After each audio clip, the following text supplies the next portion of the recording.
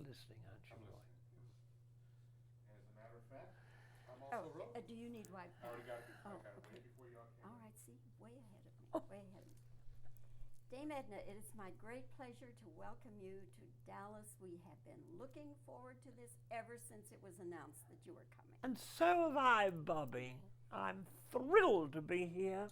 I was a very, very keen watcher of the show Dallas because Larry Hagman is a very good friend of mine. In fact, Larry Hagman and I have been romantically linked. Isn't that exciting? Oh, I'm not surprised, but what does his wife, think about that? Well, she approved. Well, I'm glad. She did, because it was not a physical thing. It was just romantic. And she designs these jacuzzis, little Mai, Larry Hagman's wife, and she designed a beautiful jacuzzi for me. And I said, I'm a bit scared of those bubbles, Mai. And she said, Larry and I will hop in with you. And they did, and under those bubbles, I think our friendship became a little closer than normally it would have. I'm not going there. I am And not Larry going said there. to me, of course it's a bit late now, but he wanted to weave me into Dallas. He wanted me to be one of the characters in the show. And it was a sweet idea. It didn't happen. And I've always thought I've got to come to the real Dallas, because the people from this part of the world that I've always met, my Texan friends, and I'm Australian, and Australia is really the other Texas. It's very like kind of the Texas of the future, if you will. And I've always wanted to come, and here I am, and I'm thrilled to bits. Now, the show you're doing, is this the same award-winning show that we know about? Yes, it's only better. My show on Broadway won the Tony, won every single award you can think of, viewers, and I've improved on it. I couldn't give Dallas an inferior product. They're more discerning, I believe, than in New York. So I'm giving you my very best, and this is the end of a tour. I have done 9 months in these United States of yours, my dearest little Bobbie, you dear woman. I cannot imagine what it must take to tour your show. For instance, your outfits. How many outfits do you tour? Well, first it takes an enormous amount of patience.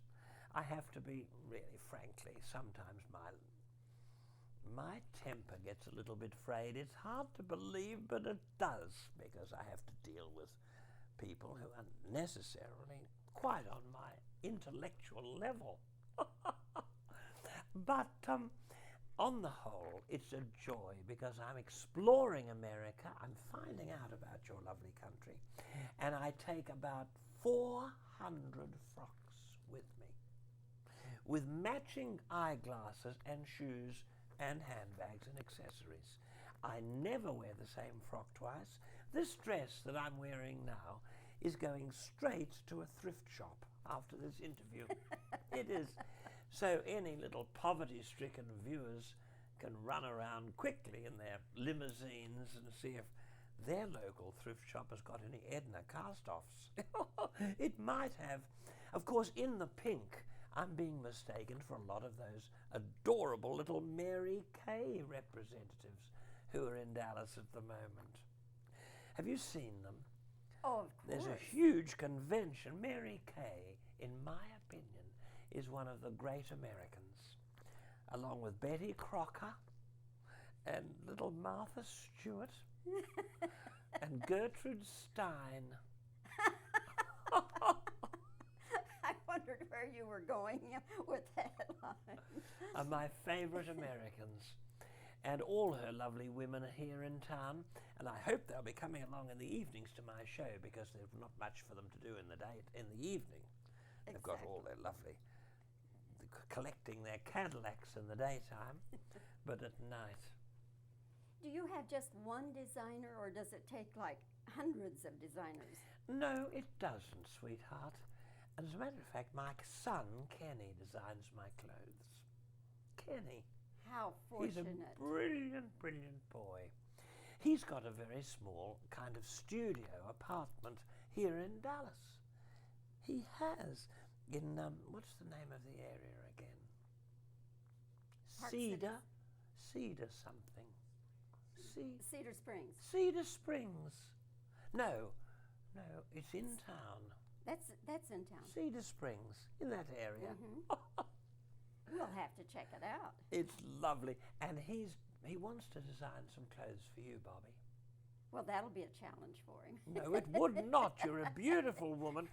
This woman I'm talking to, viewers, she is petite and yet beautifully formed. Her hair is lovely. It's a lovely, lovely style. And there's lovely serenity in your face, Bobbie. You've got there's a little humour quivering in the background. But I'm looking at a keen intelligence and a slight raunchiness here. You nailed me. There is. How did you get started calling people possums? Well, in Australia, possums are quite likeable animals. When my mother used to put us to bed and tuck us in and hear our prayers, she would say, "Sleep tight, possums." Or she'd say, "Good night, possums," or "Good morning, possums." It's a term of endearment. Little did I know that in the United States, possums are really like cockroaches. They're pests. They're horrible. And I didn't know that, so I still call people possums, and I hope they understand that it's meant in a very nice way. Well, you say it so endearingly that how could we think otherwise? Have you performed ever for the Queen? Of course. I have, not only in public, at royal command performances. There, those occasions when the Queen says, "Please, Edna," you get a lovely letter brought to you by a page, and it says, "Dear Edna, please come to my show." And because I'm normally falling asleep watching a lot of boring acts, and she said, "You know how our whole family loves you." But very often I perform for her privately. She might be having breakfast in bed. And you come in? And I just come floating in, and I sit down, in and all we your have regalia? a chat. We chew the fat. We do. But you dress like this? Oh no, I dress in a day dress. This is something I'm wearing specially for you. Oh, I'm And thrilled. something Dallas. Because one of the things about Dallas is it's a little bit over the top. Oh, that's what I like about it. You have written a column for Vanity Fair. Are you going to continue doing that? Yes, I am. I'm writing an advice column. It's a little bit like a Dear Abby column. People send me their problems. And luckily, I have a lot of wisdom over the years, as you have. We accumulate wisdom, don't we, Bobbie? Hopefully. And how lovely to pass it on to people. I get letters from dysfunctional people, deeply troubled people, sometimes mad people, and I help them. With a very humorous touch, I must A say. little humour. I can't help that touch. I was born with it. I was a very lucky child in Australia, and you notice, Bobbie, I'm emphasizing my Australian nationality because I'm very proud of it. Some people think I'm British, but I'm not, and I think that's why we get on so well. I'm really like your cousin from Australia. You see, when I traveled Australia some years ago, I discovered that, how much we Texans are like you Australians. We are. We're very direct, we're very hospitable, I think we enjoy life too, don't you? And we like the outdoors. We like the outdoors, and we like intense, almost unbearable heat. I can't believe the heat. It reminds me of Australia. Funnily enough, do you know what it also reminds me of? What? The menopause. I used to get as hot as this when I was passing through that spooky little stage that we women have to experience. What trials we have. And yet, you know, because we're so close to the major things in life, you know, the upheavals, whether they be menopausal or to do with the bringing of new life into the world and all the things that go with it, both pleasant and not all that pleasant, I think we have a better sense of humour. I look into my audiences and I see women laughing before men. I see men looking nervously at their wives thinking, should I laugh at that? And the women giving them a lovely little nod of approval. I think that because we're closer to the earth and we're closer to the forces of creation, we're closer indeed to the intentions of Dame Nature herself, who happens to be a personal friend of mine, that we laugh. We love laughter. And you know, when we laugh, Bobbie, and doctors have determined this. Do you notice doctors don't discover things anymore, they determine them? Doctors have determined that we women, when we laugh, we use little muscles that we very rarely use at any other time. Perhaps not since our honeymoon. Oh, that's interesting. Well, I laugh a lot. What does that say? You're using your honeymoon muscles, Bobbie. I'm known on television, and perhaps a lot of people in Texas don't know me at all. Let me just say, viewers, I'm an Australian housewife. I've had a lucky life. I became a star in my own country.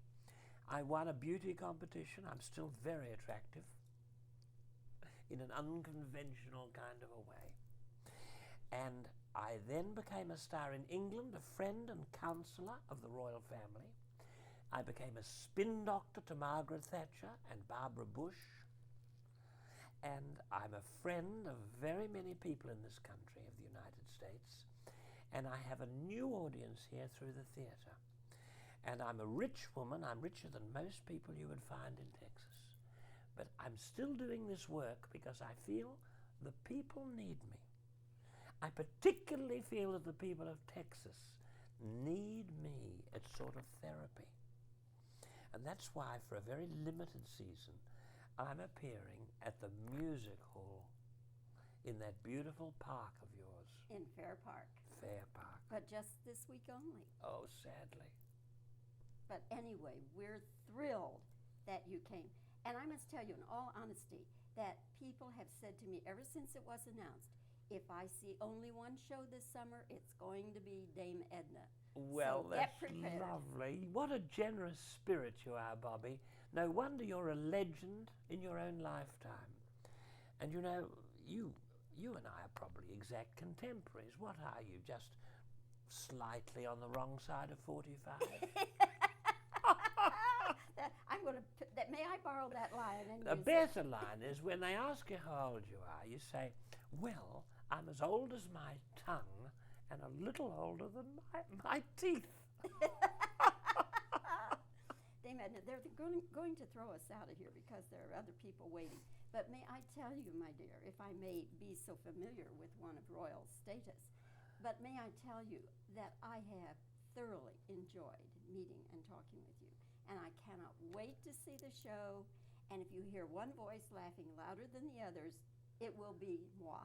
Thank you, my darling. And this is Dame Edna reeling with joy and satisfaction from an encounter with a true lady of Dallas, my adorable little Bobbie. But anyway, Roy, when you are ready. I'm wrong. Oh, okay. All right. Now, is she okay this way? Now, where are you going to have your head? Yeah. Okay. All right. All of a sudden I saw purple. I'm rolling. Dame Edna, why do you call everyone, especially your fans, possums? Well, Roberta, I wish you could meet my mother. She's in a facility at the moment. I'm sorry. Well, you don't look very sorry. I think you look almost Okay. callous. Okay. All right. How many outfits do you travel with? An unbelievably large amount, about 1,000. There's, they're flown in daily. I never wear the same frock twice. Is that selfish of me? No. When I was in Atlantic City, really, I dressed down a bit because of the people there. I didn't want to make them too Okay, that's good. All right, now, another question. Okay. Dame Edna, do you have one designer, or does it take thousands of designers? I'm lucky. I have a beautiful son called Kenny. Ah. I couldn't remember where he lived before, could I? But it's a spooky neighborhood frequented by people with unfocused libidos. Okay, I think, do you think we need any more reaction? That's good on the questions. I can work the others in Well, without. do you know what I would like to see? The tiny little speech that you made at the end, like. Oh, Dame all right, Edna, very we- good. because All you right, did yes. Some little. Okay, Doesn't have to be. all right. Dame Edna, I must tell you that everybody I know has said if I can see only one show at the Music Hall this year, it's going to be Dame Edna. Now, what do you think about that? I'm thrilled to hear that. I hope I'll be worthy of them. Okay. And Bobbie, unfortunately, we Yeah, I know. I know. Oh, we've Yeah. enjoyed ourselves so much. Yeah, Do I but have you to go have in there others. now? Yes, we're going to switch off your